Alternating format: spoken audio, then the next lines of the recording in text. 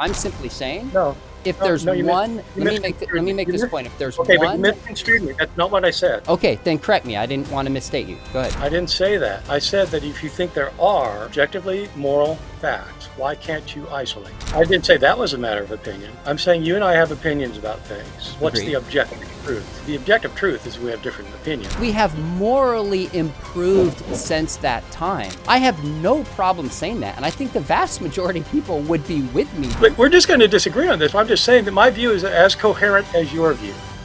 Bart Ehrman is one of the most influential atheist/agnostics today. He's written multiple New York Times best-selling books, is recently a retired professor from UNC Chapel Hill, and is the author of the new book, Love Thy Stranger, which I found fascinating and enjoyable.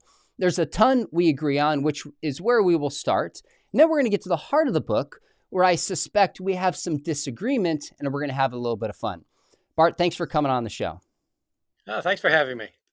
Yeah, so right at the beginning of the book, in the introduction, you state your thesis, and you say, my argument in this book is that the impulse to help strangers in need is embedded in our Western moral conscience because of the teachings of Jesus. Tell us about that and kind of the heart of your book. I got very interested in why it is that when there's a disaster that hits, there's a hurricane or there's a flood, there's an earthquake, and people are in need. We know of starvation in various parts of the world, whatever. We feel this impulse to help. We write a check, or locally we visit we volunteer at a soup kitchen or whatever, and that's true not only of people who are Christian. It's true of just about everybody in the West. It's not that everybody does it. Right? It's not that everybody Sure. has huge, but people have that kind of pull, and many people act on it, regardless of their religious commitments. And I got interested in that because, among other things, I'm an expert on the ancient world generally, and I been long intrigued with ancient Greek and Roman moral philosophy, as well as ancient Judaism. Before Christianity, and this impulse was not there. And you can demonstrate it was not there. And so my question was, well, how did it get here then? If it wasn't there, how did it get here? And my thesis in my book is that Jesus had a different idea from moral philosophers of his day and from his Jewish tradition, so far as we can tell, that when people are in need, we need to help them, whatever their relation to us is, whether we know them or not, if we don't know them, it doesn't matter what their nationality is, what their ethnicity is, what their religion is, what their gender is, anything like that. Nothing matters except they're in need. That this was the teaching of Jesus. And because his followers ended up taking over the Roman Empire, that became the ethical message that was preached for centuries, so much so that it's just embedded in us if we live in the West. And so that's what the thesis of the book is, that it starts with the teachings of Jesus.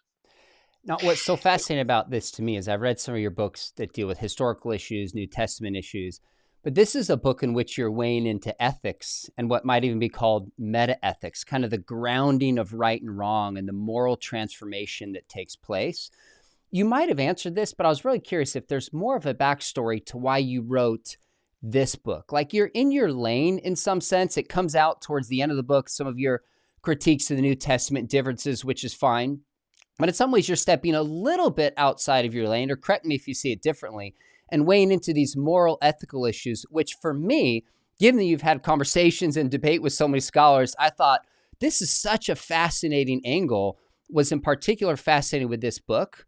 But does that ring true to you? And is there more of any backstory why you wrote this book in particular? Well, there are two backstories. One is that I've been it's out of my lane in terms of what I publish for general audiences, but it's not out of my lane in terms of my academic work. When I came to Chapel Hill in 1988, my first semester, I was teaching Greek and Roman moral philosophy and kind of ancient Greek and Roman religion and such. And so I've been very interested in this field for a long time. The other thing is kind of a more immediate background about what got me interested in writing this particular book. My most recent book was an academic book, so it's one that most people wouldn't know about. It was published with Yale University Press, and it was called Journeys to Heaven and Hell. I wrote a separate book that's called Heaven and Hell, that was a trade book for general audiences. But this Journeys book was written for academics, and it was dealing with this issue that you have in ancient texts. You have a lot of ancient texts in Greek and Roman and Jewish circles, and then in Christian circles, that describe guided tours of heaven and hell. Mm. Where people are actually go to the places of the damned and the places of the blessed, going back as far as we have literature.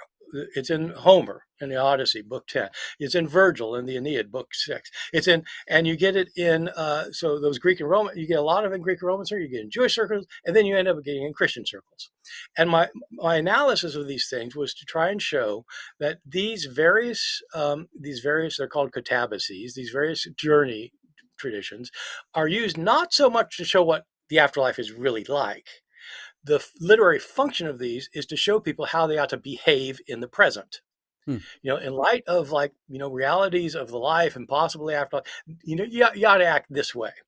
And in that book, I did a comparison of Greek understandings of the afterlife with Christian understandings of the afterlife, specifically with the question of what's wrong with being wealthy. Because Greek thinkers thought that the problem with being wealthy is it made you a selfish, greedy, unpleasant Mm. person, and nobody liked that. Mm. And the Christian view was that if you do that, you're not helping the poor, so you won't get into heaven.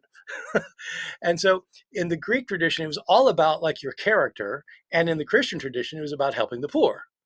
And I just thought that's really interesting contrast. I'd like to write that for a general audience.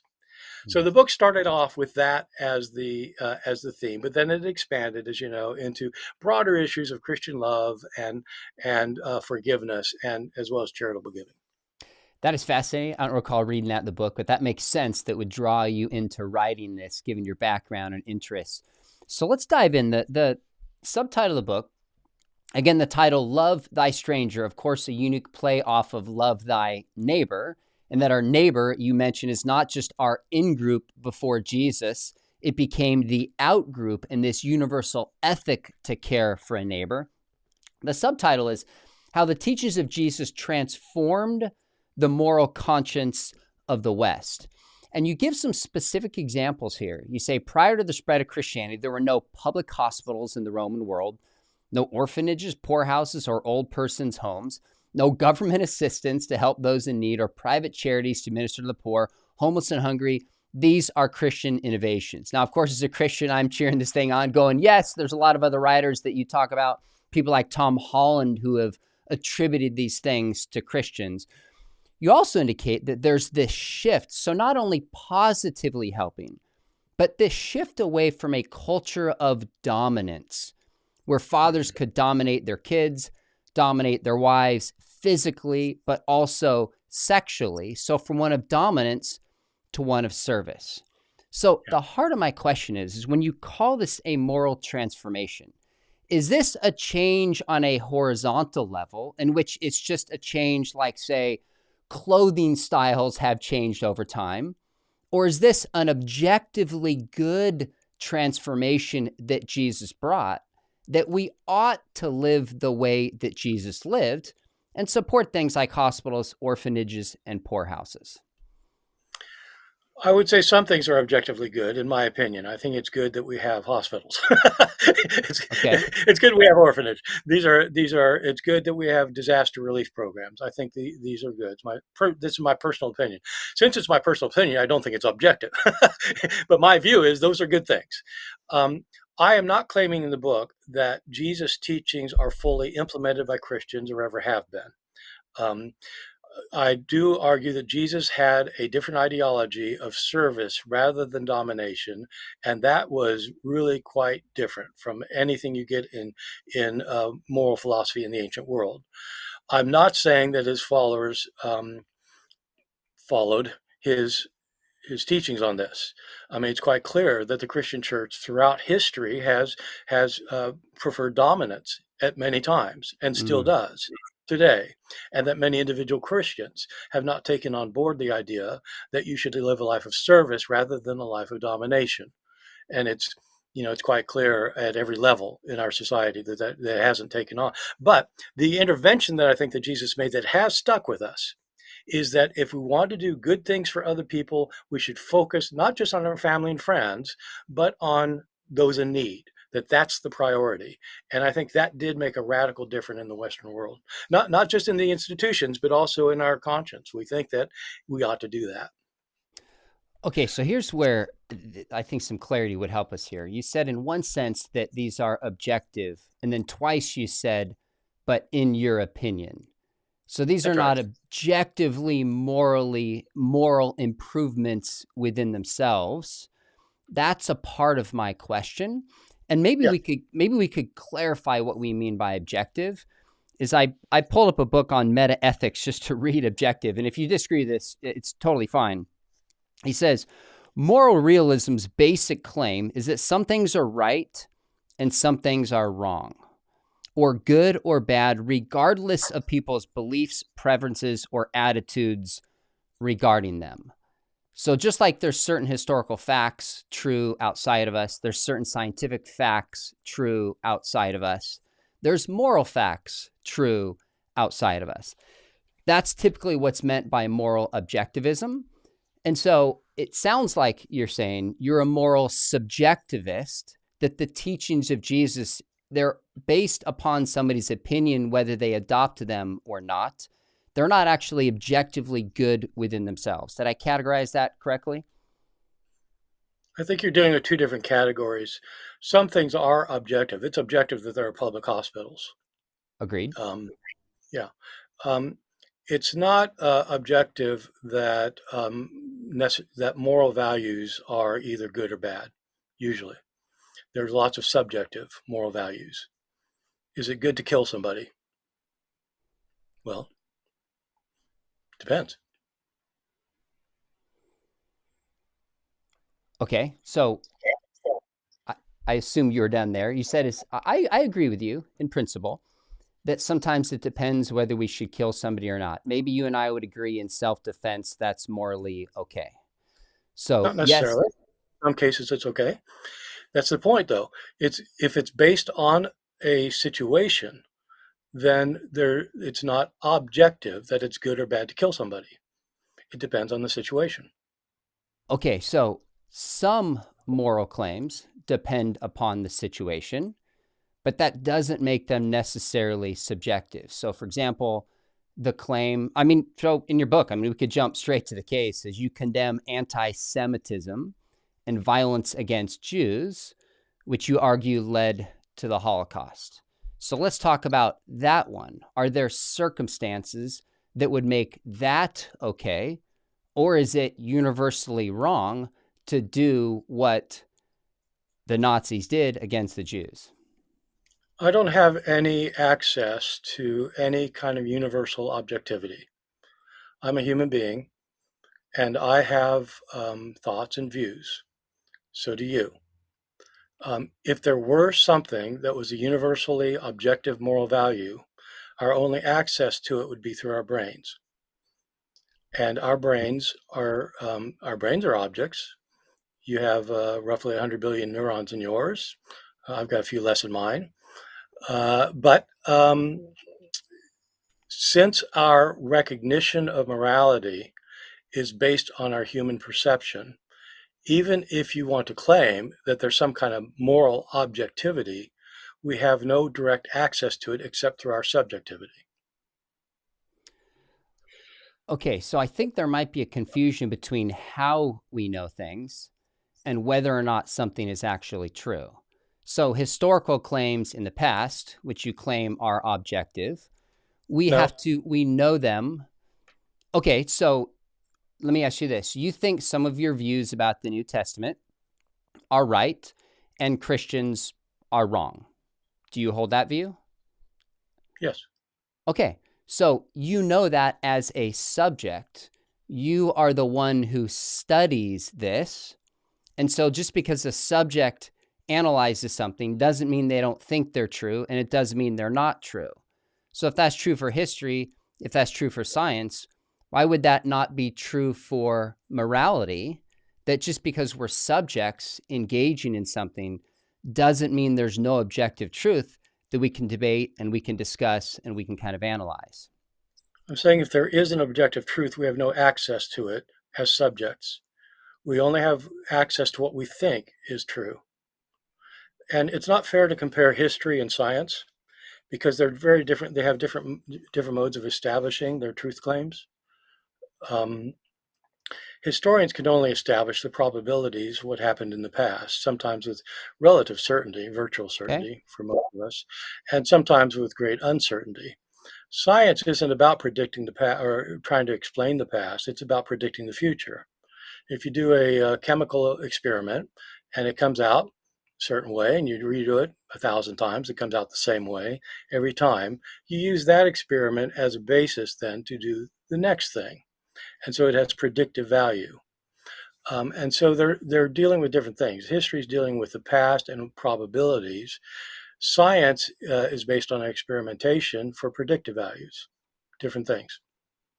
Okay, so I agree with you on the last point that you made, that how we know certain truths in history is different than how we know certain truths in math, but it's also different than how we know certain truths in morality. So if science, we know truths maybe by repeating things and having hypotheses and empirically investigating them, the mere fact that we are subjects trying to know and analyze something in science doesn't mean there's not a truth. Same thing applies to history. We don't examine and study things in the same way that we do scientifically. There's a different means to it, but the mere fact that we are subjects trying to figure out what is historically true doesn't mean there's no objective truth that is there. So my point is that The I point is agree with that if you. there is Let me objective finish. truth, Hang we have on. no access. Okay, so my only point so far, and then I'll come back to that because I think the point you're making is really important, is that there's different ways we know truth in science. There's different ways we know truth in history. And the mere fact that we are subjects trying to discover something in different means doesn't follow that there's no truth. That's the only comparison that I made between history and between science and then between morality. And so you said we have no access to moral truth.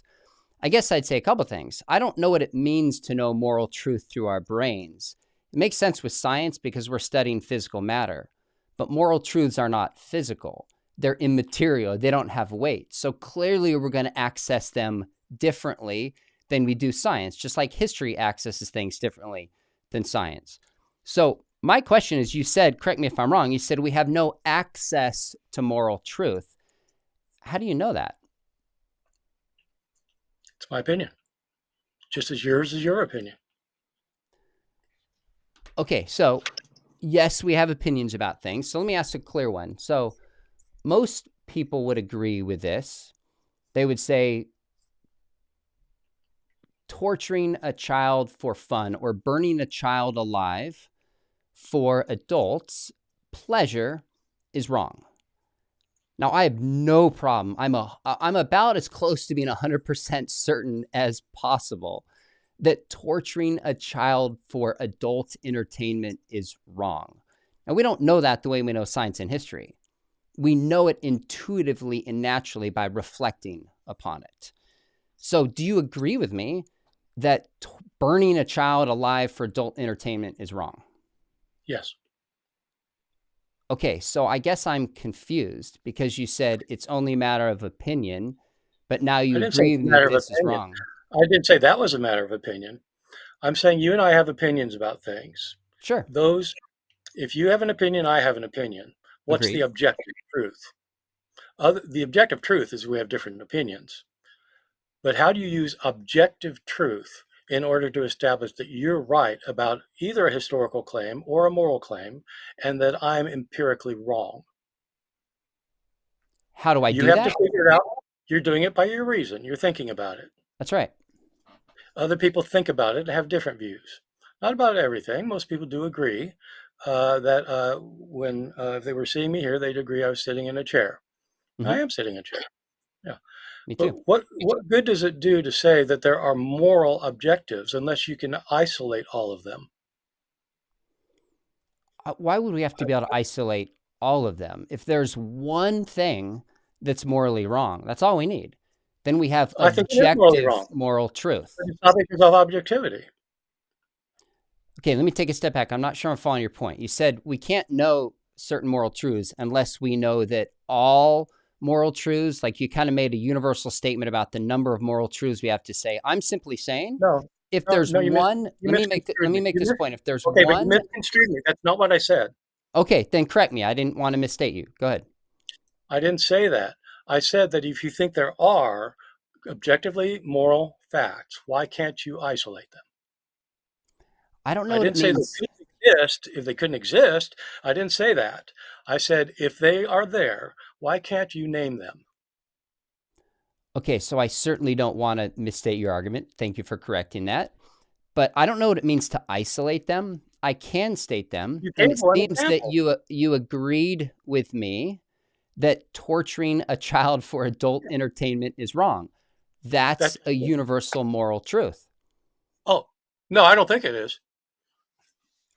Okay, you don't In the think ancient that's world, no. In the ancient world, for example, people who were also human beings often practiced child sacrifice. It was Mhm. often very painful. They thought it was the right thing to do. Now, you could claim they didn't understand the objective truths of morality. Or you could say that actually, this moral truth that we thought was objective and available to everybody was not available to them. or we could say a third option. They did have a moral sense, and this would get us into Lewis's argument that you seem to agree that there's at least certain universal or commonly experienced, maybe we won't use the word universal, commonly experienced moral principles, such as for posterity, caring for our kids, such That's right. as loving others in a certain fashion, Right. mercy, Yeah, absolutely. justice. These seem to transcend culture. So I have Uh, no problem. Let me make this quick point. I have no problem pointing back to those who sacrifice their kids, practice cannibalism, some of the things that we see in the Old Testament, and saying, oh, they were doing what was morally wrong. And they should have known better because they have access to basic moral principles. And we have morally improved since that time. I have no problem saying that. And I think the vast majority of people would be with me, just like our science is better, our history is better. We have made moral progress from that time. Sounds like you disagree. well, I don't. Well, if you're talking about people who are listening to the podcast, yeah, probably so. If you talk to moral philosophers, probably not. So I I agree that humans have certain inclinations that absolutely tell us that something is right and wrong. That doesn't mean that there's some kind of objective standard there. It means that this is our inclination as human beings. Okay. So let me ask this. This is helpful, by the way.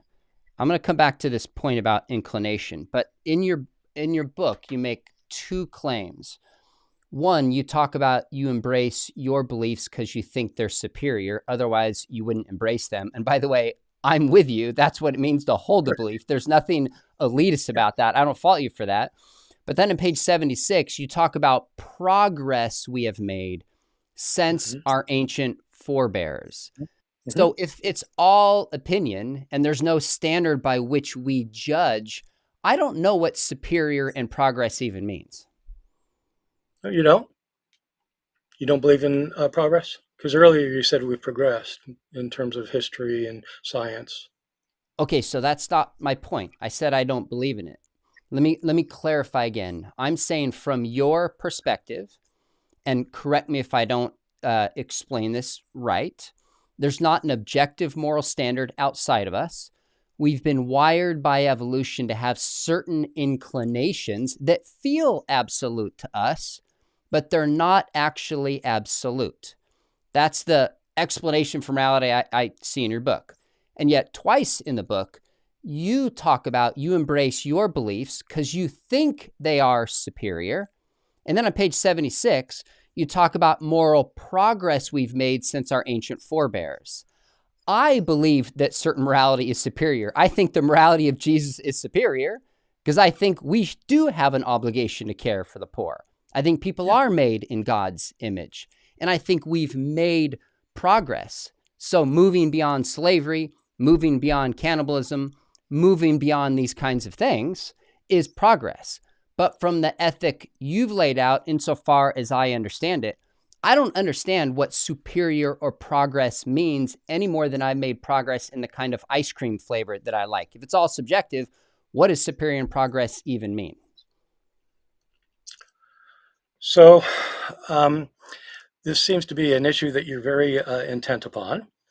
Um, you and I share a human DNA that has been transformed over the centuries because of the way culture developed.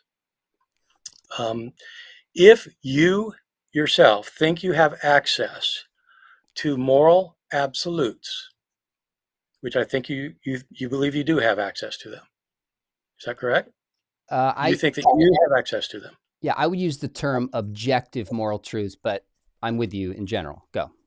as opposed to what did I say? I thought I Just said objective.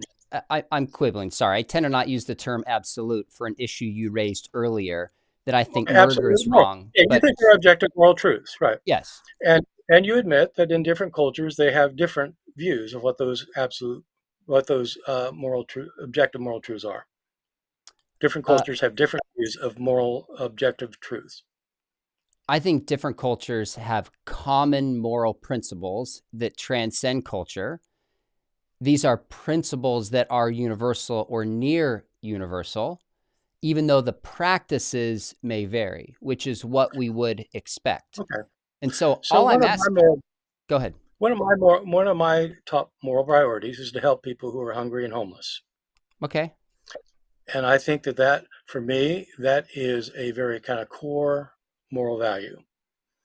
Um, and I try to act on it. That moral value was not in evidence for the vast majority of the 300,000 years that Homo sapiens have been in existence. Mm. And so, if you want to say that we all have those moral values, I think history would show you that you're wrong. That in fact, those moral values have been around. That particular moral value, as being like a high importance to help those in Mm. need, has been around for about 1,800 years out of the 300,000 years that humans have existed. So I don't think we all have the same moral code.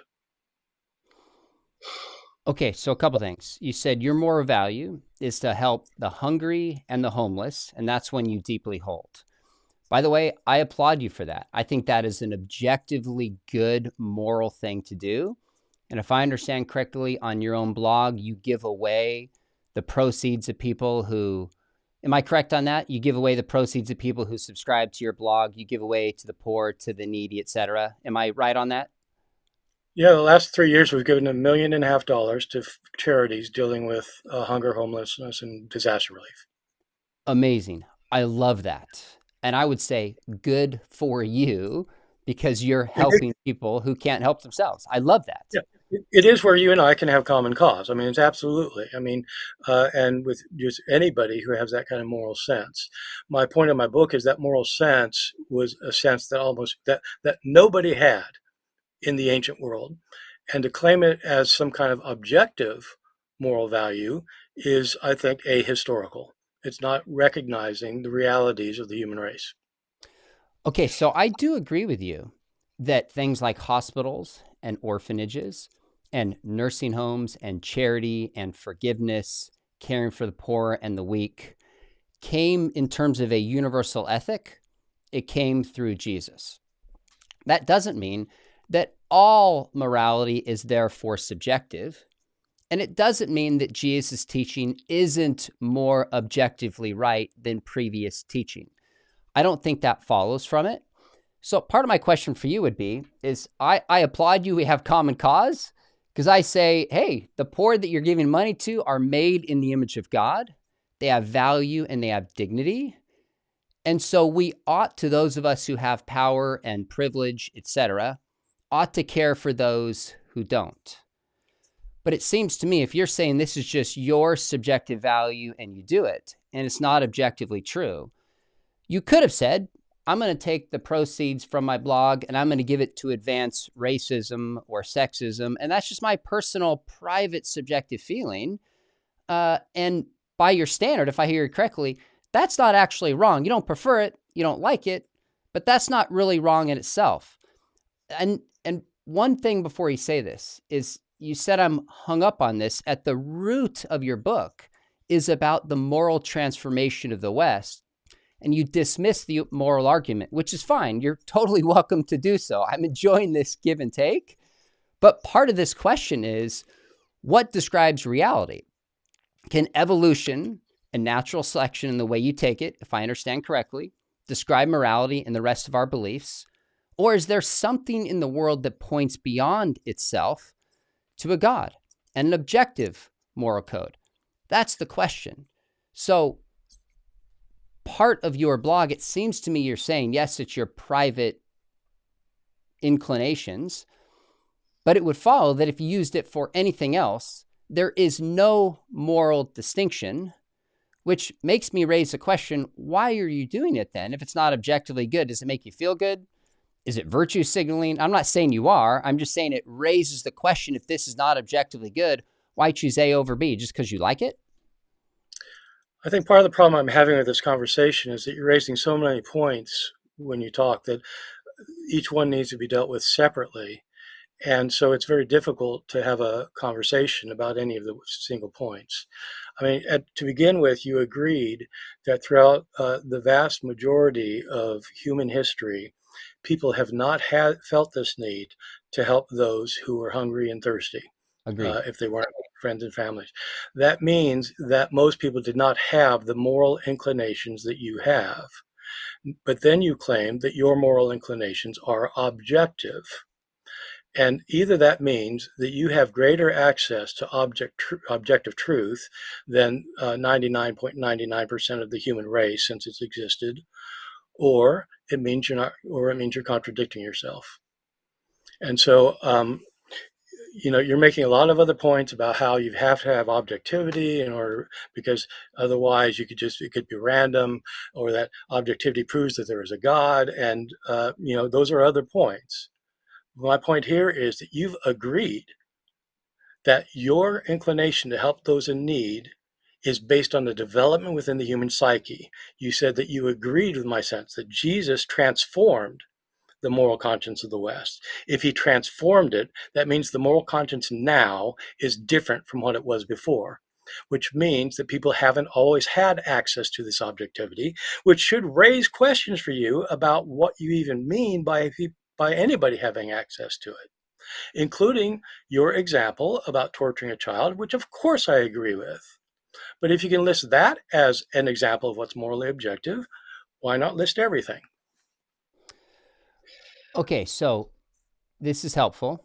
And I'm certainly not trying to pile on too many objections. We can take them one by one. That's fair and the right thing to do. So I don't want to do that. Let me take that back. But let's focus on the one that you made, namely, that Jesus transformed the moral teachings of the West. Conscience of the West. The conscience of the West. Thank you. So I agree with that. Insofar as it goes, I would say Jesus expanded the moral conscience of the West. Yes. So there still was, and this is Lewis's argument that I think you agree with, some basic moral principles that people have across cultures. There's a sense that right and wrong exist, and I ought to be a good person, even though maybe culturally it's defined differently in culture A versus culture B. I ought to love people, even though love looks differently in culture A versus culture B. I ought to care for my children on posterity, although that looks differently. So the point is not the practice, but there are moral principles that we find, this is Lewis's argument in The Abolition of Man, that are across cultures, these common basic moral principle commitments, although the practice changes. So that moral objectivity has existed from the beginning, and I would argue is in the scripture, which is a separate question. And so I'm not saying Jesus introduced this idea of moral teaching and it didn't exist before. I'm saying he expanded a certain moral belief that existed before then. In terms of globally, he expanded it, but he also expanded it to include the disenfranchised, include the poor, those in the out group. So I don't think there's any inconsistency in saying Jesus expanded our moral teachings, because we do see common moral teachings before the time of Jesus. So there's no inconsistency in the argument that I'm making, which is why Christians applaud things like books by Tom Holland. And I thought your book was so great. I was like, yeah, hospitals, orphanages, this is the teachings of Jesus, because he expanded these truths that we have to those who couldn't experience it in the past. So does that make sense, or should we keep Well, going? it's the thesis of my book. But I mean, that's the thesis of my book, that Jesus transformed something that was already there. People had a moral conscience. I mean, I talk about moral discussions that go back as far as we have literature and trace them up to Jesus' day and up to today. So there are transformations. I think the point is that you see kind of common moral values across cultures. For example, parents love their children and take care of them across cultures. Virtually every culture thinks that in some instances it's wrong to murder somebody. You can go down a list of things that are broadly shared, Sure. even though, as you agree, the practices are quite different. So that we think that child sacrifice is a heinous idea, and other people thought this was a really good idea. Okay, so there are differences and similarities. You're saying that the similarities across cultures demonstrate, as C.S. Lewis argued, that there must be it must have been given to us by some superior being, and that there's some kind of objective morality. I'm disagreeing with that. I'm not. This is not a big point for me in the book. And so I just want people to know that, I do think that Christians will appreciate many parts of this book. They'll, like you, they'll disagree with other parts. I think many Christians will disagree with, the most Christians I know will disagree with parts other than the ones you're trying to focus on in terms of objectivity. But there are other explanations for what Lewis identifies in several of his writings about people having a shared moral sense. There are other ways to explain it that, in my opinion, that don't affect my thesis, but in my opinion, are superior to his view. Okay, so let me see where we go from here. I agree. There's a ton more in your book that we haven't talked about here, which is in part why I sent a note to your team and I said, here's what I'm interested in exploring. Is this okay with Bart? They agreed. I was like, great. So we can't cover everything in the book. There's some New Testament critiques about atonement and forgiveness that are fascinating. Yeah, There's some yeah, I didn't other, think you'd like that. well, those are very interesting points. And Yeah, that's another time for, it's another right. time we can debate that. But Yeah, yeah, partly I'm not actually making the argument that there's commonality across culture and that proves that it comes from God. That's not my point. I was simply pushing back and saying, responding to what you said was an apparent contradiction in my belief that Jesus is the one who brought this moral teaching to the world. And I'm saying there's actually commonality before this time that exists across culture. C.S. Lewis pointed that out. The well, follow-up I agree with question, that. I okay, agree with that. right. And the follow-up question is, I think, where we differ in the sense of what best explains Right. those common beliefs across culture. That's That's right. where I think we differ. And to me, Yeah. that's what's most interesting about the book, even though there's plenty of other interesting stuff and we are disagreeing on certain issues. You're right. There's plenty of other stuff here. That's why I said I find your book fascinating. I was intrigued by it. There's plenty of other stuff. We have more common ground in this book than we Oh do yeah, difference. But to absolutely. me, when I read a book like this, I'm trying to find what is the best explanation. Because Yeah. if evolution, as you laid out, can sufficiently account for our Mhm. belief in morality, then that Yes. doesn't mean there's no God. That just means that this No, argument doesn't point towards God. that's right. Yeah. So I good. don't Okay. argue whether there's a God or not. My book has nothing to do with whether there's a God or not. You're talking about, yeah, that's a subline text. Now you tell your story a little bit of having questions about God, becoming an agnostic, at least for a season, and then Hmm. still having a moral code. So it kind of underlies it. But maybe, part of this ethic of Jesus, could you tell us what exactly do you think is unique about the teachings that Jesus gave? I think there are a couple of things, and you mentioned them. You mentioned them, but well, you mentioned one of them anyway. It's been throughout the human race ever since there's been a species that humans take care of others within who are genetically and socially related to them. That's always been the case. It's true of every species. It's true of honeybees. It is true of chimpanzees. It's true of snakes. If you any species um, that does not have some sense of altruism would not survive as a species, because if it's every individual for themselves, they're too easily picked off by their enemies. And so every species has that. Darwin recognized that. Darwin didn't know about genes yet, but before they knew that there were genetic explanations for this, Darwin recognized that survival of the fittest does not mean every individual for himself.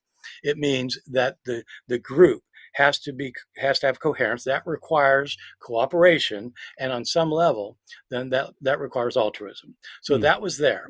And in Greek and Roman moral philosophy, within the Roman, Jesus is born in the Roman world, within Greek philosophical traditions that Romans inherited. They go back, we can trace them definitely back through Aristotle to Plato to Socrates, and there certainly were pre Socratic philosophers who held these views.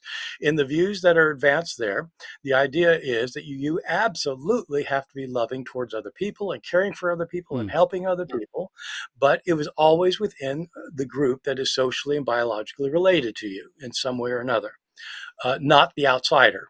My argument in the book is that Jesus universalized this so that it would be applied to anybody in need, whether they were in your social group or not, whether they're part of your family, your friends, whether they shared your nationality, your ethnicity, your race, anything else. It didn't matter. If they were in need, those are the people you're supposed to help. What I argue in my book is that that is different from what you get in Greek and Roman philosophy, mm. and it's different from what you get from the Hebrew Bible, and it's different. So I'm not saying that he's against Judaism. I'm not saying against Greek and Roman Yeah, philosophy. He would have agreed with a lot of Aristotle. I mean, he would have, I but I'm agree. saying the idea of just of the priority being people in need, no matter what, is I think is the major innovation. Okay, And fair enough. that's what's transformed our conscience. That's transformed our conscience, because the idea that, if your brother gets, run over by a car, you should take care of him. Everybody has that. It's part of our DNA. But the idea that you should worry about somebody in Sudan who's starving to death, that was not a thing in the ancient world.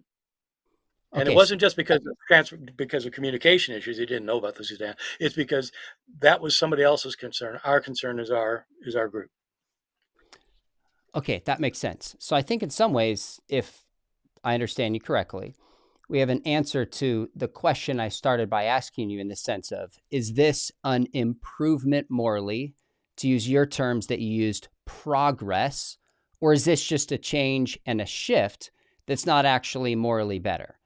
That's the heart of the question that I wanted to ask, because you're right. I agree with you. We can use terms like revolution and transformation for the teachings of Jesus, how they've been spread around the world. It's that significant. But part of my question is this actually a genuine improvement? Do we have obligations to care for the poor, or are these just inclinations that bubble up because of our culture or because of evolution?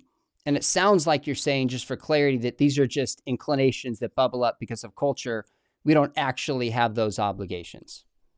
I mean, I think the problem is that you in your worldview, if you don't have objective reality that we can access, that there are no grounds for what we think, what we believe, how we behave, that you've got to have some kind of objective grounding for it. And it's very difficult for you to understand a world in which people have very distinct beliefs and understanding of what's true and how they want to behave if they don't have it grounded in these kinds of objective anchors, if you want to call them. I'm not sure what you would call them, but you've got to have these objective truths. And so it's very Platonic of you. I mean,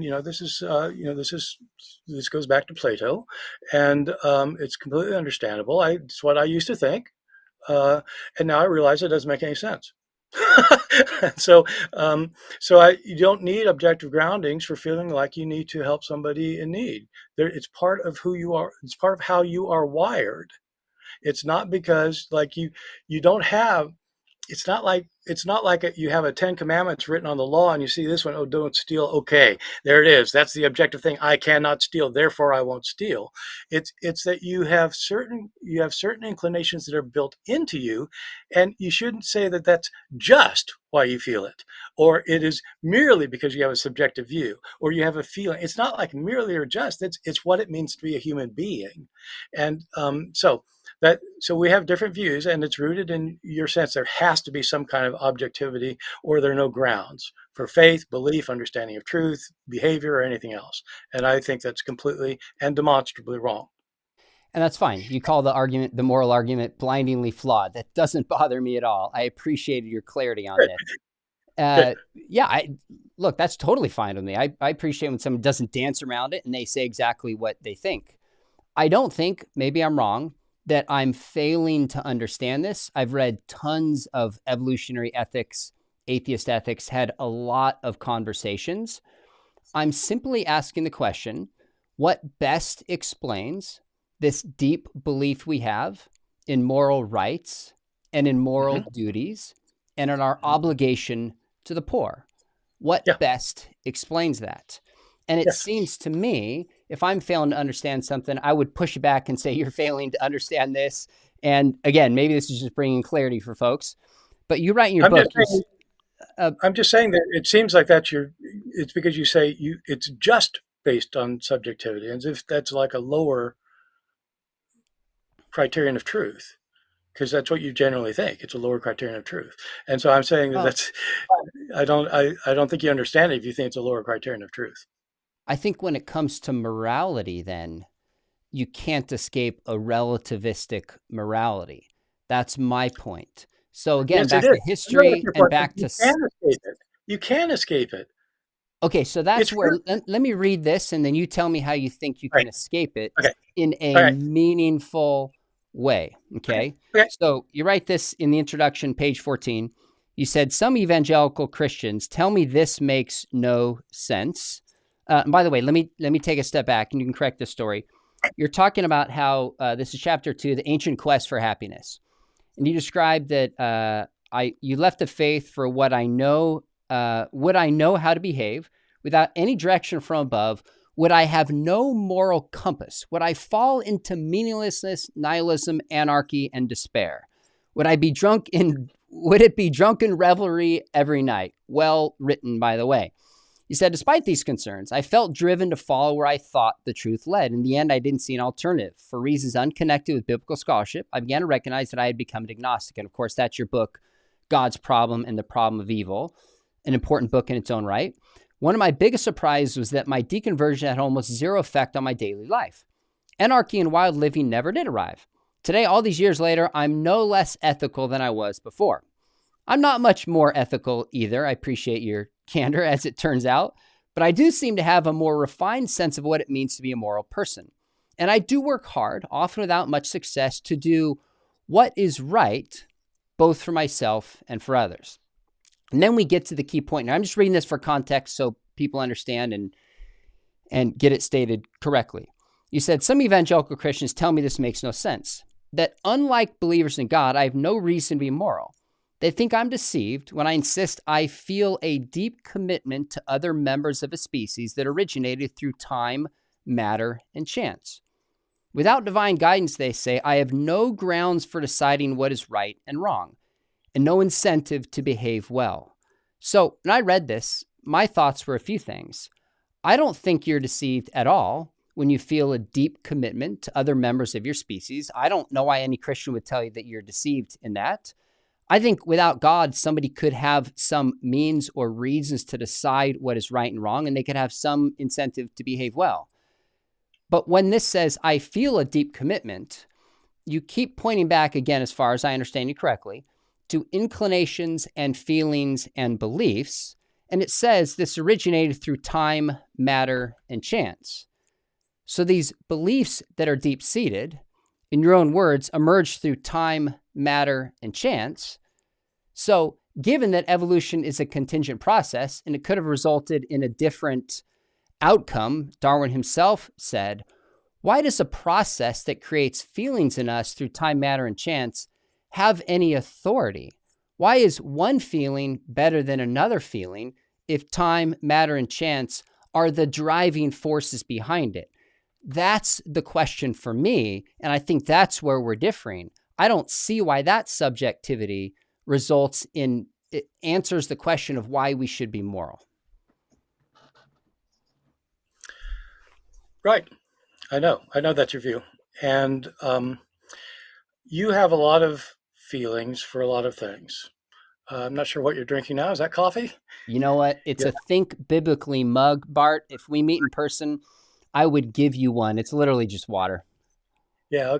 Okay. Well, okay. So, why do you like to drink water? You know, you got this inclination and you just, you want to drink water and you like water. I, Okay. I'm drinking, I'm drinking a combination of tonic and juice here. And, I like that. And it's what I drink because it's what I like. Uh, and I prefer drinking that. And I think I Okay. ought to drink that. And the fact that I feel that way and that I really love this mixture that I'm drinking, this emotion of love toward it and its inclination to make me want to make this thing and drink it does not prove that there's a God. It proves that I'm shaped in a certain way to have inclinations and I try to follow them. Uh, you could argue that the inclinations were given to me by God, which is your view, C.S. Lewis's view. My view is that you can explain this without appealing to God, that there are other problems in believing in God that we're not getting into here, obviously, but I have no problem with believing that we've developed in certain ways so as to prefer certain things to others and to feel so firmly committed to those beliefs that we act out on them, we base our entire lives on them. Um, and it isn't because there has to be some kind of objectivity or we shouldn't feel that way. I mean, I'm going to like this thing whether, there's an objective value up there in the sky that says the tonic and this juice mixture is good. It's good because I think it's good. You might find it repulsive. I find human sacrifice repulsive. Other people found it good. Um, so, uh, and Yeah. So, and if it is an objective value that's been given to us, you still have to explain why, for the vast majority of human history, most people haven't shared your moral values. So, in the last part, that's obviously where we differ. And you're right that people don't share my particular moral values. But it is interesting the commonality again across culture on basic moral principles. I think Sure. that's what requires explanation. Yeah. But that's a secondary point we've gone back and forth on. But I In will point out that every species has this. It isn't just humans who can think and believe in God. Every species has shared moral values. I mean, it doesn't matter whether you're talking about chimpanzees or honeybees. They all do. And so the fact we have it, I mean, do you think that the fact that you have guardian bees that protect the hive by killing themselves in order to keep an invader out, is that a proof for the existence of God? I don't think so, but it's a universal honeybee view. so, we're just going to disagree on this. I'm just saying that my view is as coherent as your view, so and I'm not it's not. Yeah, it's not just some kind of subjective, like I'm choosing, like it's not like that. It is just as coherent because I think it's written into us because of our evolution.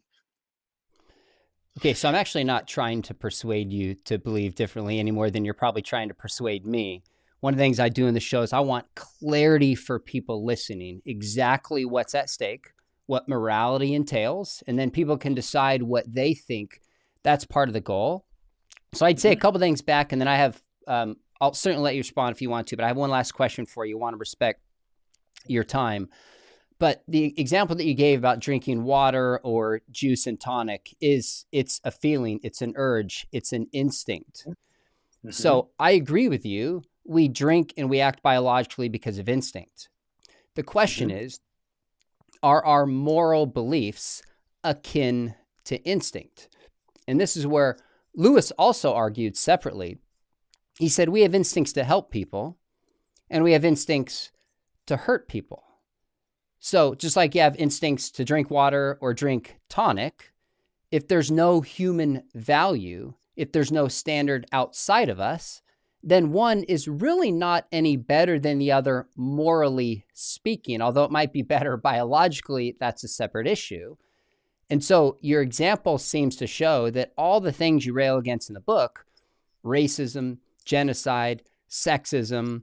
In fact, there's a point in your book where you seemingly condemn Christians for forcing their morals on other people.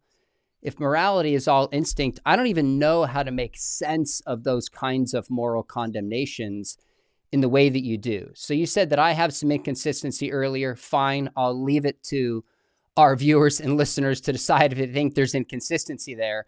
But I think there's an inconsistency in just saying morality is a matter of inclination and preference, but then favoring and choosing to give to the poor in a way that seems to be morally superior. And then in your book, condemning things like Christians who weaponize the Bible against others. So I think there's an inconsistency there. Tell me why there's not, and then I have one last question for you, if that's okay. I think there's only an inconsistency if you think there has to be an objective value that you're subscribing to. I still think you really don't understand the idea of how subjectivity and our inherent human nature guides us in action so that it's not just that, it is that. That is how we are. Of course, and drinking juice is an analogy. It's not a moral act, although it can be a moral act. I agree. If I were drinking cyanide, you would probably say that ain't good. Man. That's immoral because you're killing yourself. So, but so I have just as strong a moral impulse as you have, but I don't think that saying that it's rooted in some kind of objective morality simply makes any sense if you look at the history of the human race. And if you look at cross-cultural anthropology and other things. So we're just going to disagree on that. I think that the idea of objectivity provides people with a kind of sense of satisfaction that their views are rooted in ultimate reality and that other people are just making stuff up. And I get that impulse. There's one I had for a long time. I don't agree with it anymore. I think that it's just wrong. It's not why we behave. If we all did have an objective sense of morality, the world would not be in the mess that it's in right now. So oh man, I have so many questions for you. When you said a kind of satisfaction, it depends on what we mean by satisfaction. It's not a feeling of satisfaction for me. The question for me is, what is reality? What is true? And I think that's your same question. You make that very clear. And Yes. so I think part of the question to clarify is this belief that we have, and the majority of people today hold a view of moral realism, I would argue throughout history, such as burning a child alive for entertainment is wrong. I think that tells us something about the nature of the world, the value of a child, our obligations to one another, how we should behave and not only love our neighbor, but love thy stranger. I think those are clues to the way reality is. Sounds like you are satisfied, to use the same term, in kind of a bottom-up evolutionary explanation that gives us certain inclinations so we can choose to adopt the teachings of Jesus or not choose them. But that explanation seems to adequately capture our moral beliefs. Is that fair? Would you land there? Is that a fair summary of our... But I mean, people do. I mean, into your system, people do choose to follow Jesus' teachings or not, too. Everybody chooses. So whether you believe in objective reality or not, everybody chooses. Agree. Yeah. And of course, the question is, are there better choices and worse choices, That's right. morally speaking? That's the root of the question. And many people who deny that subjectivity can be like a compelling argument say, well, you have no reason to think this then. Why do you think that's better? And you think it's better because it corresponds to something objective out there that somehow you have access to, but throughout history, most other people have not had access to. And so that's why I mean it's kind of comforting because you think you've got the access to the objective reality. Well, okay. All right, we'll leave psychological motivations aside. I think we've gotten to the point where we've at least clarified for our viewers where we differ, why we differ, which is the goal of this. Again, there's a ton more we did not get into. I thought your section on walking through Epicureanism and Stoicism and the third one, cynicism, was really interesting. People trying to make sense of the good life. I thought that was fascinating. We didn't get into your chapter on altruistic behavior, which I'm still thinking through in my own mind. Like, is can there be any truly, purely 100% morally motivated acts, or is there always some egoism? I don't have Hmm. that perfectly answered, but your chapter there was really thought-provoking. That could be an entire discussion in itself, Yeah. not to Yeah. mention some of the New Testament challenges that anybody familiar with your work would expect. So we didn't get there, but I think from my perspective, we have a lot of clarity on this. So the last page of your book, one more question, if this is okay. Yeah. And I think this also might clarify how we diagnose morality is going to shape what we think the good life could be. But you wrote this at the end. And again, I just thought this was so interesting. You said, if we choose not to do much or anything at all, and this is in terms of caring for the poor, showing charity, et cetera, the way you've described, if we choose not to do much or anything at all, we sometimes feel pains of guilt and regret. Why is Hmm. that? Now, I think you know the answer of why I feel that way. I would say we feel guilt because we actually are guilty. There is a Hmm. real moral code. Hmm. There's right and there's wrong that exists in the world. And I would argue that we intuitively and naturally know this differently than history, differently than with science. And we live our lives as if there's a real moral code. Hence, we need forgiveness for sin. So when I read the end, I was like, this makes sense from my perspective. Tell Hmm. me why you think we feel guilt and what you think we should do about it. Well, I do, and we do feel guilt, and it's built into us. I mean, as you said, you've read a lot of evolutionary biology, and so it's not difficult to explain this from on evolutionary biological grounds. The sense of guilt comes to us because we're doing things that might harm ourselves or others, and that's a problem evolutionarily, because if you harm others within your community, you may destroy your community. And it's not that we've evolved the sense of guilt so that we don't destroy our communities. It's that people who have this sense of guilt, this idea that they're acting wrongly, people who have that tend to survive better than others, and their genes survive better than others. And so it's within our genetic code to feel this. I, I have no problems with saying some actions are right and some are wrong without an objective standard. Yes, I think that is right. I know that sounds like people believe in objectivity say you have no grounds for saying that, but I'm just telling you, yes, you do, because it's written into what it means to be a human being. And if you are a human being, that's how you feel. So it's not written in there because God gave it to you, in your opinion. Let me just emphasize as well, for people who are listening to this debate of objectivity and subjectivity is like not the point of my book at all. I mean, it's the point of the book is about a transformation of our ethical sense, and the argument, I think, as you were saying, Sean, that it would work whether you're a believer or not, in terms of the argument of my book, but the historical transformation. Um, but objectivity and subjectivity is not something I really, other than like in the introduction to a couple of chapters where I explain why I don't think you have to believe in God to be a moral person. Hmm. So I totally agree with you that you make more arguments in the book than the question of objectivity and subjectivity. But I thought it was fascinating the way you dealt with the moral argument, how you weighed in with evolution, claiming our morality. And if we have this huge moral transformation, it raised the question, what best explains it? You have Yeah, yeah. very well, yeah, you have very well stated your argument very clearly. Appreciate you taking the time to come on. Okay. I love this back and forth. Thanks so much, Bart. Yeah. And I would commend to our listeners, there's other stuff we disagree on, which is totally fine, but your book, Love Thy Stranger, I was fascinated by it. I was intrigued by it. And just so you know, there's a few times I was like, amen to your book. So I hope folks will pick it up and wrestle with more of what's in it than we covered here. Thanks for coming on. Well, thanks for having me.